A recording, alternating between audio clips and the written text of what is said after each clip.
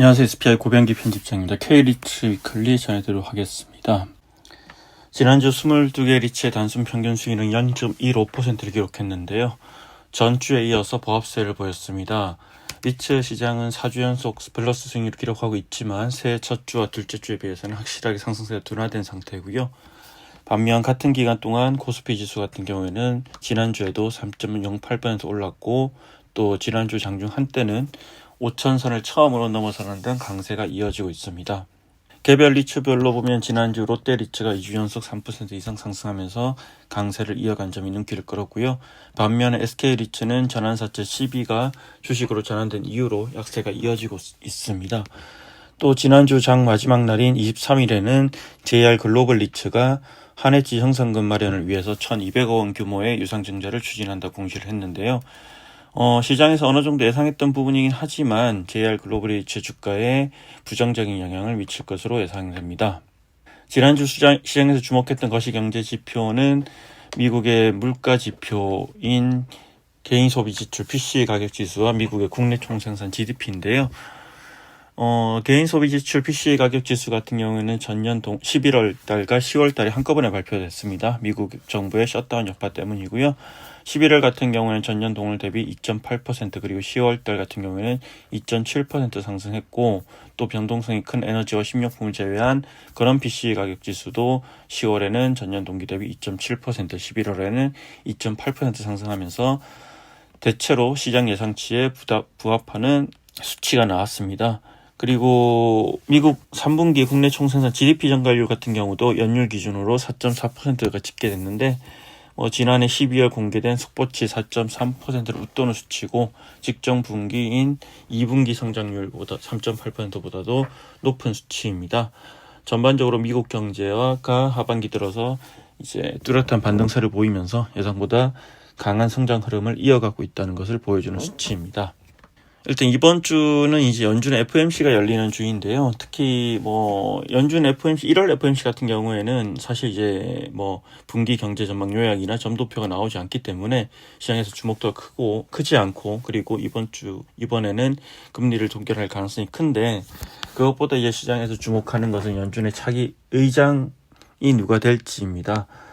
지금 이제 케빈 워시 전 연준 이사와 크리스토퍼 월러 연준 이사 그리고 벨렉록의 릭 리드 글로벌 채권 부문 최고 투자 책임자가 후보로 남아 있는데 최근 들어서 이제 릭 리더가 이제 유력한 후보가 될 것이라는 전망이 나오고 있습니다. 근데 이 리더가 될 경우에는 연준 의장이 될 경우에는 불확실성이 커질 수 있다는 전망도 나오고 있고요. 아무래도 이제 다른 후보들은 연준에 몸담았기 때문에 통화 정책에 대한 예측 가능성이 어느 정도 되지만 다른 리더에 대해서는 정보가 충분하지 않기 때문입니다. 네, 그리고 롯데 리츠, 지난주 세계별 리츠별로 좀 살펴보면 지난주엔 22개 리츠 중에서 13개 리츠가 상승하고 9개 리츠가 하락을 했는데요. 가장 큰 폭으로 오르는 리츠는 롯데 리츠로 한 주 동안 3.25% 올랐습니다. 2주 연속 3% 이상 강세를 이어가고 있고 상승세를 이어가고 있고 2주 연속 가장 큰 폭으로 오르는 리츠입니다. 또 지난 20일에는 장중 한때 3,300원까지 올라서 52주 신고가를 기록하기도 했죠. 기관들이 이제 23거래일 연속 롯데리츠를 순매수하고 있고요. 롯데리츠는 지난 2020 하반기에 금리 인상이 본격화된 이후에 가장 큰 부침을 겪었지만 또 그 이후에 금리가 하락하고 적극적인 리파이낸싱 전략으로 이자 비용을 낮추고 주당 배당금을 다시 상승세로 올려놓으면서 지난해 주가가 거의 30% 가까이 올랐는데요. 올해 들어서도 8.46% 올라서 KB스타 리츠 다음으로 상승폭이 큽니다. 그리고 지난주 롯데리츠는 L7 홍대 인수도 마무리를 했습니다. 반면에 이제 이지스 레이언스 리츠, D&D 플랫폼 리츠, SK 리츠, 이지스 밸류 플러스 리츠, ESR 캔달스퀘어 리츠가 1% 이상 하락하면서 하락폭이 컸는데요. 특히 SK 리츠 같은 경우는 최근에 발행했던 전환사채가 주식으로 전환되면서 이 주가 하락이 이어지고 있고 전주에 1% 이상 하락에 이어서 이번 주에도 약세 흐름을 이어갔습니다. 네, 그리고 JR 글로벌 리츠 유전 관련 소식인데요. 사실 이제 어느 정도 시장에서 작년 말부터 얘기가 나왔긴 했는데, 일단 23일날 공시를 했습니다. 1,200억 원 규모의 예상증자를 추진한다 밝혔고요. 증자 방식은 주주 배정 후 실권주 일반 공모 방식이고, 신주 예정 발행가액은 2,570원, 현재 주가인 2,815원 대비 8.7% 낮은 수준입니다. 구주 착력일은 3월 24일 양일간이고, 일단 이번 유증의 목적은 한해지 정상금 마련 목적이 가장 크고, 제일 글로벌 리츠는 이번 유증과 관련해서 애초에는 이제 회사채 발행을 통해서 마련하려고 했지만 신용평가사가 재무적 부담을 가중시키는 추가적인 채권 발행의 우려를 보여서 유증을 결정하게 되었다고 설명을 하고 있습니다. 이번 주 JR 글로벌 리츠가 상당히 요동을 칠 것으로 예상이 됩니다. 마지막으로 NH 프라임 리츠 소식인데요.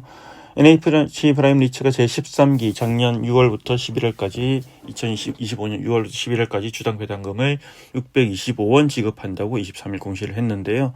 역대 최대 규모입니다. 배당 재원은 강남 엔타워 매각을 통해 확보한 매각 차익이고, 작년에 이제 강남 엔타워를 평당 4,400만 원에 매각을 했는데, 이 애초에 이제 인수할 당시에는 거의 평당 2,925만 원 수준이었죠. 그러면서 이제 그러니까 NH 프라임 리츠가 투자를 했던 이 수익점은 195억 원의 가치도 상당히 높아졌습니다.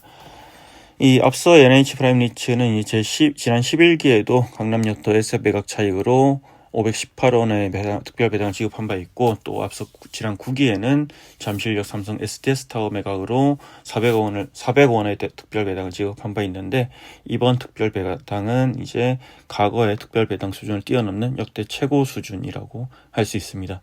이상으로 K리츠 위클리 전해드렸습니다. 고맙습니다.